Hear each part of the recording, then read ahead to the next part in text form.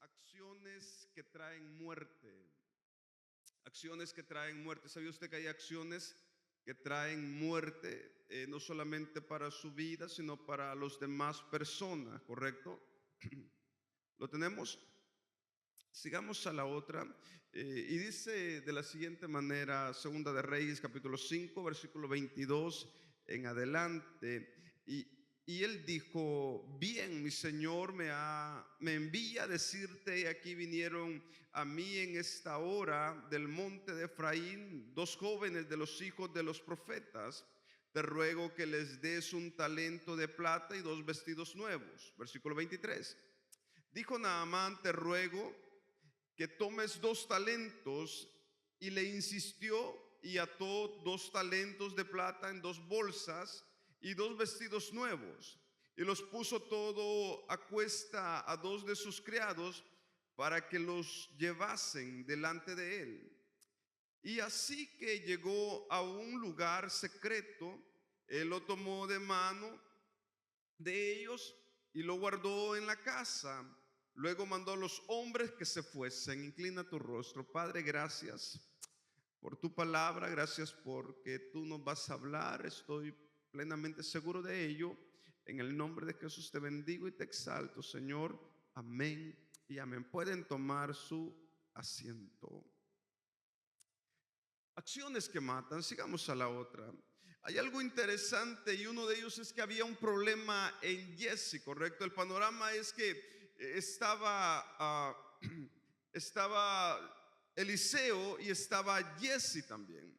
El problema era que conocemos la historia de Naamán, ¿correcto? Naamán, el leproso, ¿correcto? Que se mete al río y le dice: métete 7 veces. Usted conoce la historia. Pero aquí había un problema muy grande. Y el problema es que Naamán quería dar dinero, dar un dote por agradecimiento, pero dijo Eliseo: no, para que no digas que tú compraste, correcto, que tú compraste el milagro, porque a Dios no se le puede comprar. Ese es el contexto. Pero veamos más adelante, donde miramos a una tercera persona llamada Jesse, correcto, que Jesse era el discípulo de Eliseo, correcto. Y aquí entramos a un panorama muy importante. Uno es que Jesse miró los milagros de Eliseo. Jesse estuvo presente cuando Dios usó a Eliseo a abrir todo, a hacer todos esos milagros, correcto. Pero había un problema, y es que los milagros nunca van a saciar lo que Dios puede saciar en tu vida. Los milagros nunca van a llenar lo que Dios puede llenar en tu vida. Por eso hay mucha gente que vive vacía. Por eso hay mucha gente que viene a la iglesia pero aún siguen vacíos. Hay mucha gente que puede hacer tantas cosas pero aún sigue vacío. A mí me preocupa Hechos capítulo 5, cuando dice que Ananías y Zafira estaban en ese momento, pero dice que Satanás entró y llenó su corazón. Y mi pregunta es: cuando el cristiano está lleno, ¿podrá Satanás llenar el corazón? No. Y aquí vemos un problema muy grande en Jesse. Y el problema es la codicia material, ¿correcto? Hay un gran problema, hermanos, cuando tú vives para el dinero, cuando tú vives para saciar los apetitos de la carne, cuando tú vives solamente para buscar más trabajo y buscar más bienestar, y se te olvida que Dios es primero, ¿correcto? La Biblia dice que el que no trabaja, que no coma, ¿correcto? Pero hay principios estructurales y prioritarios en los cuales podemos nosotros balancear. Y Romanos capítulo 8 dice que la lucha contra el espíritu es contra la carne, y la carne es contra el espíritu, ¿correcto? Donde está tu corazón, donde está tu mente, donde está tu tiempo, ahí está tu prioridad, ¿correcto? La pregunta es: ¿cuál es tu prioridad? Ahora bien, Jesse tenía un problema grande, y era el problema de la codicia. El problema de la codicia es que tú vas a tener, pero nunca vas a tener que llenadero. Siempre vas a querer más y siempre vas a querer más. Y esto es un problema grande. Miremos lo que dice 1 Timoteo 6:10. Porque raíz de todos los males es el amor al dinero. No dice que el problema sea el dinero, dice que el amor al dinero. O sea, en pocas palabras, aquello que te cautivó, aquello que ganó tu mente, aquello que ganó tu tiempo, aquello que ganó tu corazón, ¿correcto? ¿Sabía usted que la Biblia habla más del dinero que del mismo infierno? Por muchas razones. Por muchas razones. Hoy los países están en discusión. ¿Por qué? Por el dinero, por la codicia.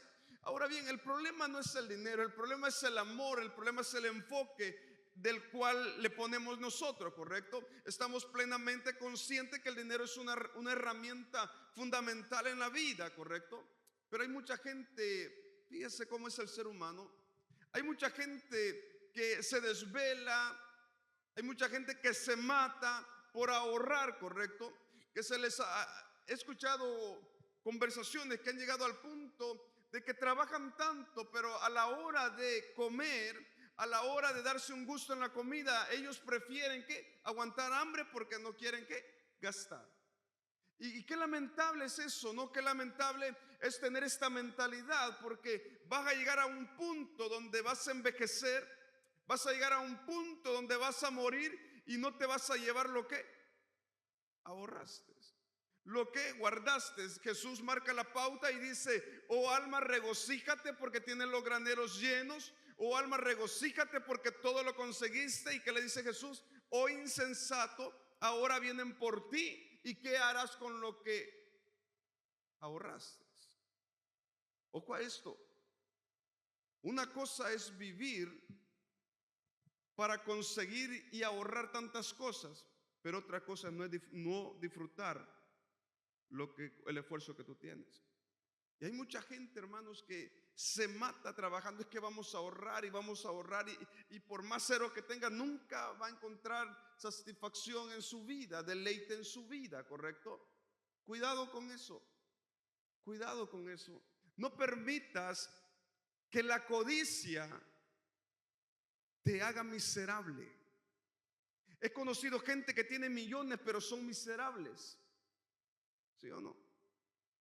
He conocido gente, hermanos, que tiene tantas cosas pero siguen viviendo una vida de miserables por una sola razón: porque descuidaron aquella persona, o sea, Cristo, que les da el sentido de la vida, ¿correcto?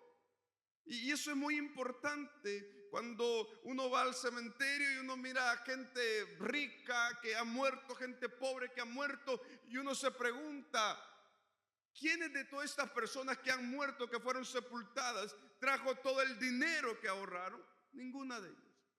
Y lo peor de todo, ¿sabes qué es? Que cuando no hay una buena mayordomía y no hay sabiduría para otorgar los bienes, los hijos terminan ¿qué? Peleándose.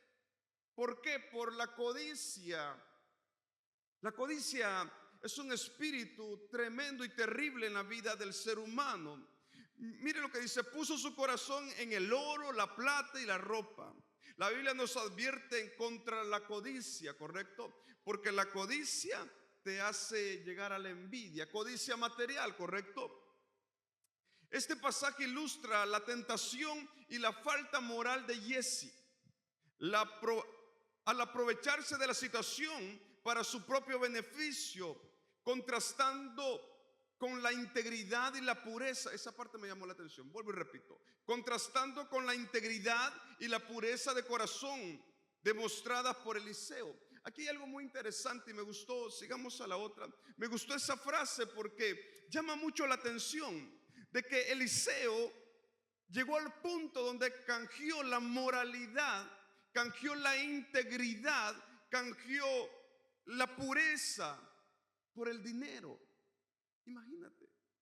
Recuerden lo que mencionamos la semana pasada: no canjees tus principios por nada, porque son esos principios que te dan esa identidad o el valor como persona, ¿correcto?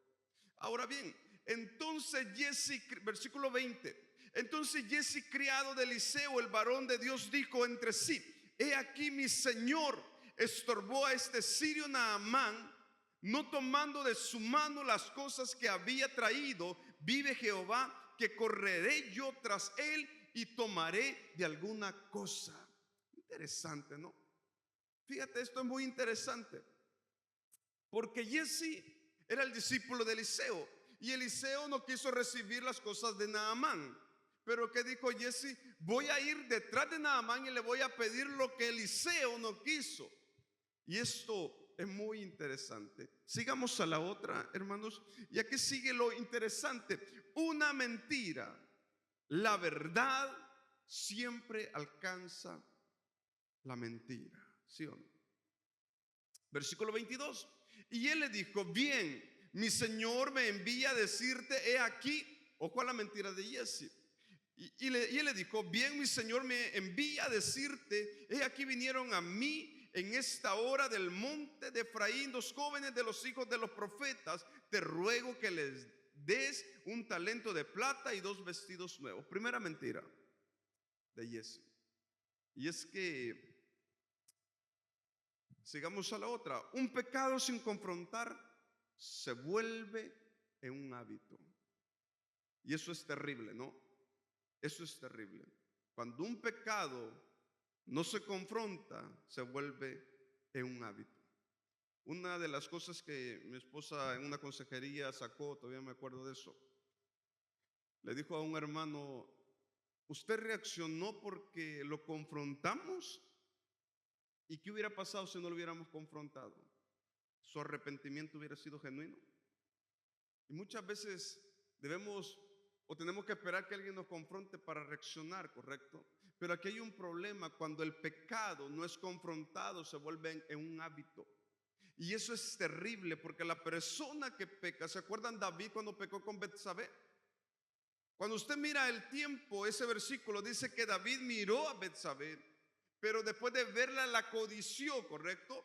Y cuando la codició, ¿qué pasó? Se acostó con ella, ¿correcto? Teniendo Betsabé el esposo de Urías Eteo, ¿correcto? Y después, ¿qué pasó? Primer pecado, la codicia. Segundo pecado, lo efectuó. Tercer pecado, mata a Urías, ¿correcto? Si se da cuenta, un pecado trajo a otro pecado, trajo a otro pecado y trajo a otro pecado. Cuidado con eso cuando sabes que hay algo mal y no confrontas eso con tu propia vida. Cuidado, porque lo puedes convertir en un hábito. Y eso es peligroso. Cuando las malas acciones se vuelven en hábito en tu vida. Y eso es peligroso, hermanos. Es muy peligroso. Ahora bien, versículo 25.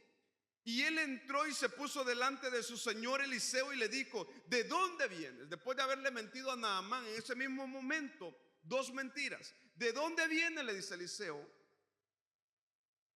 Y Jesse dijo, perdón, ¿de dónde vienes? Y él dijo: tu siervo no ha ido a ninguna parte. Imagínate qué mentiroso Jesse. Tu siervo no ha ido a ninguna parte. No sé si me doy a entender, pero aparentemente usted puede decir, porque vivimos bajo una estructura de moralidad muchas veces muy ambigua, ¿correcto? Y usted puede decir: no, pues ya sí, una mentirita, no pasa nada. El problema es que estás viendo esa mentira bajo un lente carnal, bajo un lente de una moralidad que se está esfumando todos los días, ¿correcto? Pero si miramos la mentira o esta acción de Jesse bajo un lente teológico, nos vamos a dar cuenta que esta acción de Jesse es un gran problema que no solamente afectó el principio de Dios. Sigamos a la otra. No cambies tus valores. Y esto es muy importante. No cambies tus valores. En este pasaje Eliseo está reprendiendo a Jesse por su falta de integridad y su deseo de obtener riquezas a expensas de la verdad y la honestidad. Tremendo, ¿no? Imagínate llegar al punto de querer tantas cosas y que no te importe dejar la honestidad, que no te importe dejar la integridad por obtener aquello. Qué terrible es tener esta mentalidad, ¿correcto? Llegar al punto donde los valores prefieres esfumarlos por obtener lo que tú quieres. Hermanos, es verdad, todos pecamos, es verdad, todos fallamos, pero estoy hablando de que esta falta de Jesse no se vuelve un hábito en nuestras vidas, de dejar a un lado la integridad, dejar a un lado la verdad por obtener aquellas cosas, ¿correcto?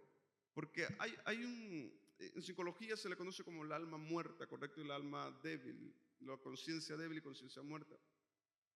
Donde llegas a un punto donde estás pecando y estás cometiendo esas acciones y llega a un punto donde ya no sientes nada.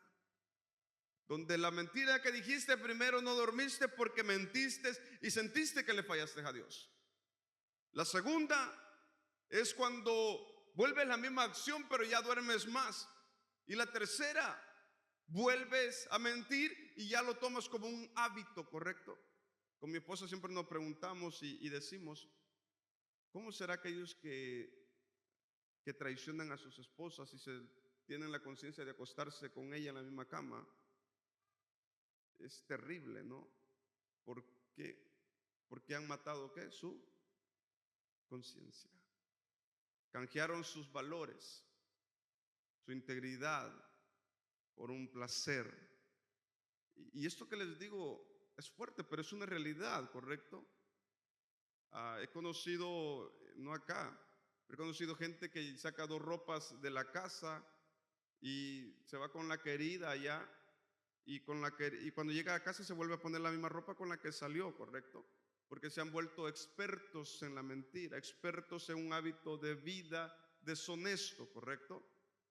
Y qué lamentable es eso. Yo siempre, y lo dije una vez y déjeme repetirlo otra vez, la persona que se meta en tu hogar es una persona que carece de muchas cosas. Y el problema es cuando se vuelve un hábito en nuestras vidas, ¿correcto? Ahora bien, sigamos a la otra, toda acción tiene su recompensa. Y aquí vamos culminando y aquí vamos aterrizando. Toda acción tiene su recompensa. La noticia para muchos es que tú puedes disfrutar el pecado, ¿correcto? Aquel que diga que no es un resanto, ¿correcto? Y re mentiroso. Porque por muy santo que usted sea, el pecado siempre va a ser codiciable mientras estemos en esta vida. Pero hay algo muy interesante. Y es que, hermanos, toda acción en esta vida tiene su recompensa. No permitas que tus acciones te destruyan y terminen por destruir a los demás. Y eso es lo más triste, hermano. Eso es lo más triste, que tus acciones no solamente te afecten a ti, sino que afecten a las demás personas, a tu entorno. Y eso es lamentable. Eso es muy lamentable. Por tanto, dice, y miren la acción de Jesse. Lo que le costó a Jesse. Pastor, una mentirita no es nada. No, pero no lo miren bajo tu lente, míralo bajo el lente de la Escritura. Te vas a dar cuenta que tus acciones, al mirarlo bajo el lente de la Escritura, se hacen más pesadas. Pero al mirarlo bajo un lente de esta sociedad, bajo un lente de los parámetros morales de esta sociedad, vas a minimizar tus acciones, ¿correcto? Pero cuando lo miras bajo el lente de la Escritura, vas a decir, wow, no es tan fácil lo que yo hice, porque esto es grave lo que hice. ¿Sabe por qué muchas veces hoy en día preferimos mirar nuestras acciones bajo un lente de esta sociedad y bajo de esta cultura? Porque esta cultura y esta sociedad dice, es ok, no pasa nada, no mataste, no robaste, no hiciste nada. Eso dice, pero míralo bajo el lente de la Escritura, te va a decir que todo pecado conlleva a muerte y destrucción. Amén. Y eso es terrible. Miren la acción de Jesse, por eso les dije, ¿cómo tú miras la acción de Jesse? Versículo 27, por tanto la lepra de Naamán se te pegará a ti y a tu descendencia para siempre. Y salió de delante de él leproso, blanco como la nieve. Imagínate toda la acción. Samuel, si me ayudas en el piano, por favor. Toda la acción de Jesse. Esas 2 mentiras, esas mentiras de Jesse. ¿De dónde vienes? Oh, no salí, estuve acá. La pregunta es, ¿qué necesidad había de mentir? ¿Qué necesidad había de hacer esas cosas malas? Samuel dijo algo muy interesante, la venida de Cristo está cerca. Y tal vez tú estés y digas, pastor, Yo estoy como Jesse. He llevado un estilo de vida que no anda tan bien. Y yo me preguntaba, cuando estaba haciendo este mensaje, ¿qué habrá pasado en Jesse de haber despreciado la voluntad de Dios y de no haber honrado a Eliseo? Hubo haber pasado algo en la vida, en la mente de Jesse. Y hermanos, y es que todos los que estamos acá estamos propensos a la caída, propensos al pecado. Pero hay algo acá interesante, y yo creo, y lo digo con mucho respeto. Alguien dijo: ¿quién es más santo de ustedes? Y todos levantaron la mano: yo soy más que aquel. Yo creo que la santidad no se mide por cuánto tú hables en lengua, por cuánto tú llores, o por cuánto tiempo pases de rodilla.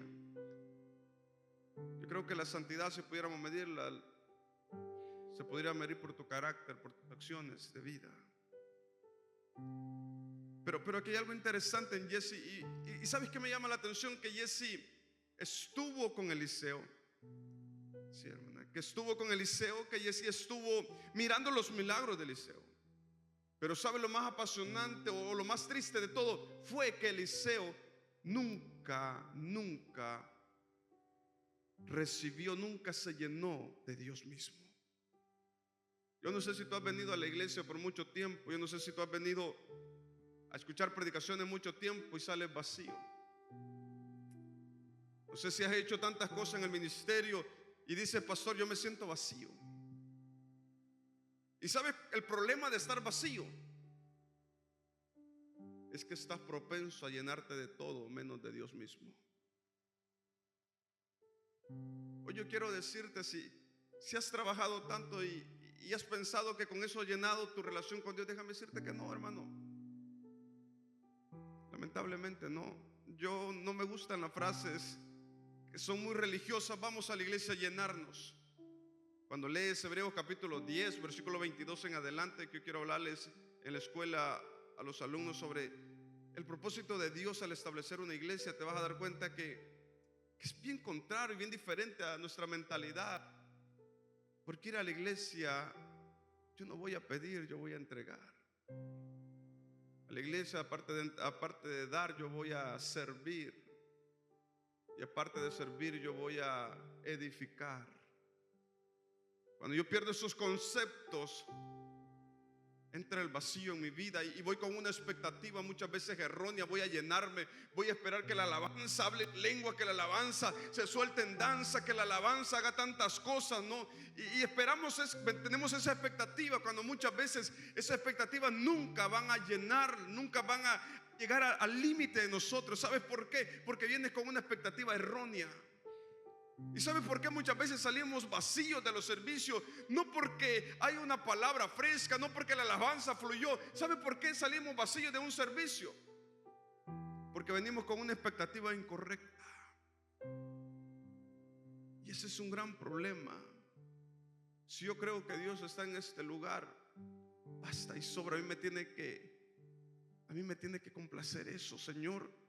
Si tú crees que Dios está aquí, adórale, no esperes nada más. ¿Sabe qué importante? Hoy estaba pensando, es necesario que la iglesia haga un alto en el servicio.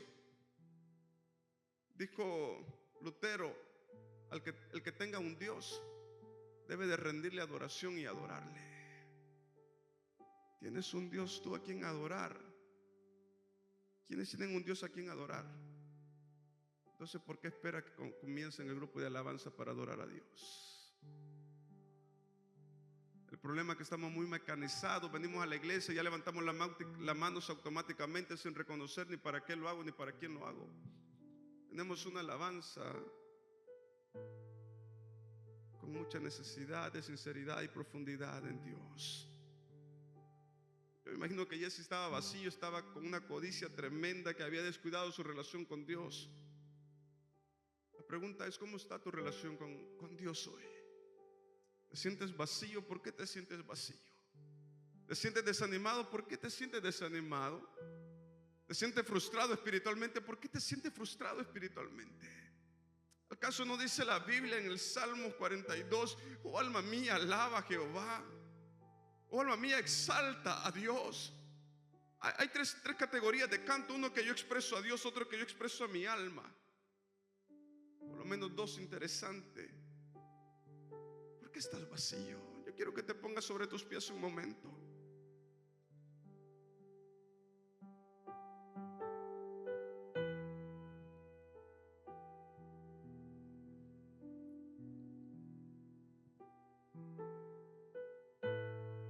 ¿Sabe que una de las alertas cuando alguien está o se siente que no encaja en un servicio es que has perdido esa conexión?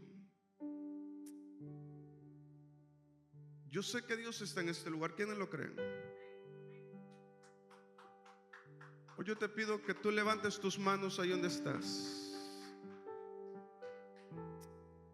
Tanto jóvenes como ancianos y niños, levanta tus manos.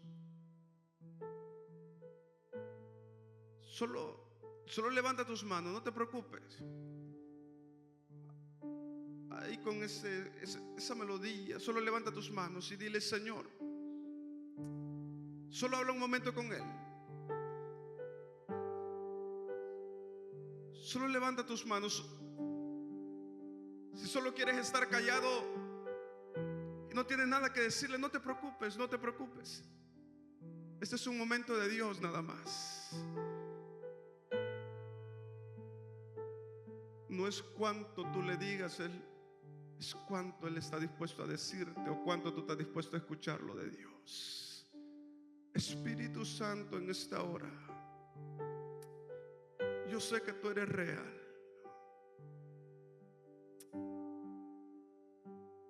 Yo sé que tú eres real.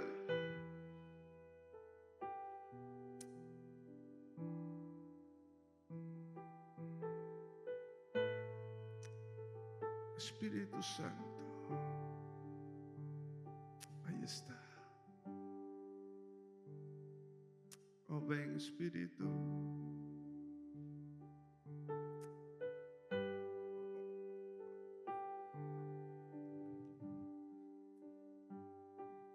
Esa es la voz de Él, esa es la voz de Él. Solo deja que Él te toque, solo deja. No te preocupes, no te preocupes.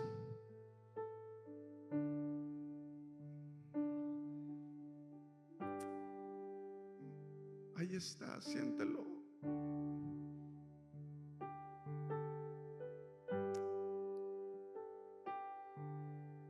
Ahí está, siéntelo.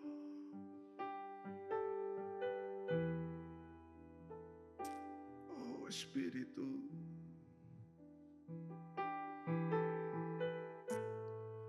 Ahí está fluyendo Él, déjalo que Él fluya.